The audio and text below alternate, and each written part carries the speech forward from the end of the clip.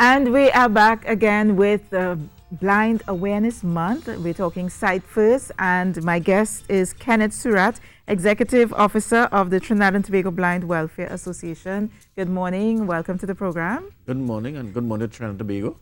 And we are commemorating 105 years of the service by the Trinidad and Tobago Blind Welfare Association. Congratulations. Thank you very much. It's one of the oldest organizations in Trinidad and Tobago that can boast of over 100 years. And how you plan to commemorate, or before we talk about how you plan to commemorate it, what are some of the significant achievements over the years that you want to share with us, the community? Let us look back. When Work for the Blind started, was one to get people off the street, provide a place for work, and also an opportunity to learn Braille. Today, persons who are blind are in the regular school system, they're holding on jobs, they are all over the world making their contribution. So the Trinidad and Tobago Blind Welfare Association is focused on blindness prevention, because that is the first step. We don't want people to go blind, because over 80% of all persons who go blind, that is preventable. That is diabetes, cataract, and glaucoma. But once you go blind, you could come to the Blind Welfare Association, and we start teaching you how to adjust with your blindness. And what are some of the challenges that still exist?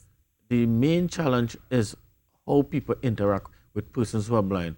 So what we did at the beginning of the month, we got the President of the Republic to endorse one of our programs to teach persons who are sighted how to interact with persons who are blind. And the first task we took was to train her staff how to interact with persons who are blind. So that program is available, and if any company who, if they are interested, they could call the Blind Welfare Association, and we will come to your office and train your staff how to interact with someone who is blind. Okay, so you work with the sighted to help them understand more how they should interact with persons who are visually impaired or blind. Yeah, like for instance, we may go to the bank with someone, but the teller may not speak to the person who comes to do the job, or who wants the service. They will speak to the person who, with the person who is blind. Yes. We don't want that. First of all, we could think for ourselves. Yeah. So once we can overcome that, it helps with the adjustment of blindness. It makes our task even easier. You're commemorating the day with, or the month actually, with World Blind Union North America and the Caribbean meeting. What's that about? This is the first time in Trinidad and Tobago that the World Blind Union, the Caribbean, and the North America and Caribbean region having this meeting in Trinidad and Tobago. And we are very proud and happy that the Minister of Labor, she will be delivering our feature address on the opening ceremony, which starts at 9 a.m. On Friday, 31st May. How can persons get involved? This is a closed-door meeting, but it is an opportunity where we could, as Blind Welfare Association, could partner with the rest of the world to improve the services we offer and bring greater service to persons who are blind in Trinidad and Tobago. Yeah. What sort of services you're looking at bringing to Trinidad and Tobago? I'll give you an example. Like, for instance, in Trinidad and Tobago, very soon, electric cars will be coming. Yeah. We in Trinidad have to encourage the government to pass laws that these vehicles must make noise, because they are very, very silent. And they could creep up on someone who is blind and they could get injured, unlike the vehicles with a motor engine, where we can use our hearing to identify. That is one aspect of it, making electric cars emanate a sound so persons who are blind could identify the vehicle and be more safe on the road. What is it like? I want to just take it and make it a little more personal now, because we spent last week actually looking at various areas in which persons in the public, as you were saying, can understand and appreciate what it is to be blind or to be visually impaired, and how you can better interact with persons who are visually impaired or blind. Give us an idea of what it would be like to be someone who is completely blind and existing in a sighted world. Okay, let us look at it from if someone who born blind from birth, they don't know colors. So how you describe something is very important. Like, for instance, in a textbook, there may be a photo, but someone could describe it for that person. Someone getting blind, middle age, is somebody different. Because if you went to school already, you got your qualification, adjusting with blindness will be different. Yeah.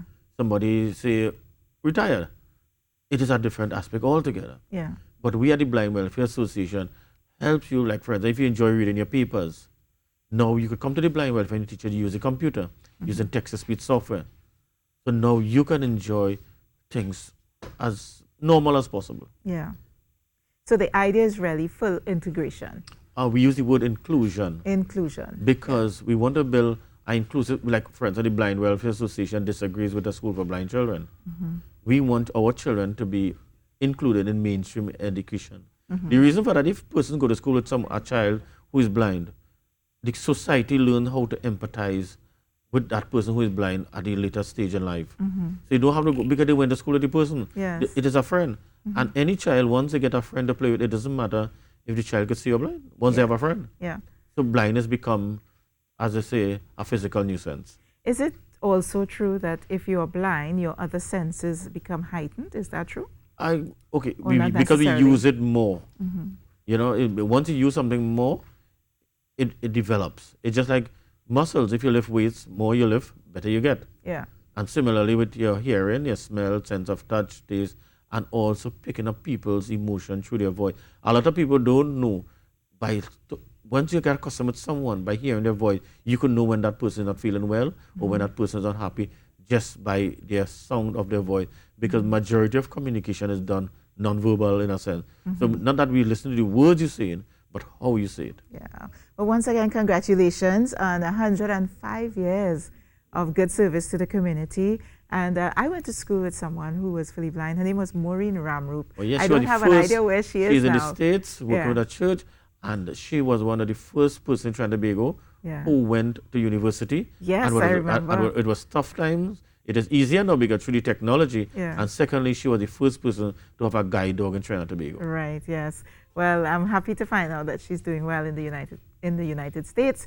And I want to thank you very much, Kenneth Surratt, Executive Officer of the Trinidad and Tobago Blind Welfare Association, for coming and Thank sharing you. this I just want to information add with us. one. She also was one of the first set of students that we included in mainstream education. She went Yes. to St. Dominic's and Yes. she did very well. Yeah, absolutely. All right, well, thank you once again, Kenneth Surratt. And we're going to cross over to Carrie, who has a guest who's going to tell us more about Live for Local. I think it's one of our directors, Carrie. Yes,